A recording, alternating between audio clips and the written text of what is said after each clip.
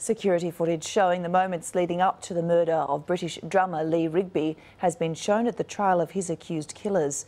The court was told Lee Rigby was the victim of a cowardly crime, and the accused pair wanted witnesses to see the consequences of their barbarous act. Sky's Mark White has more.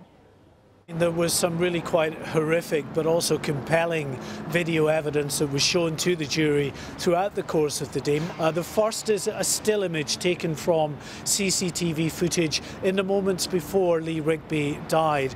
And this shows him just going about his normal business, walking towards the barracks in Woolwich, wearing his Help for Heroes t-shirt and carrying a rucksack, unaware that in a few minutes' time he was going to be knocked down by a car and then, of course, stabbed to death. This was a very difficult moment for his family, seeing him just acting normally. They had to leave court in tears, and probably just as well they did, because the next images that we will show you is the footage of the car which the Crown claims the defendants were in, a Vauxhall Tigra, which is seen driving at speed in Artillery Place next to the barracks and veering over towards Lee Rigby, knocking him into the air, and he lands a couple of feet in front of the vehicle. That footage, obviously, we stopped before the moment of impact, but it was nonetheless,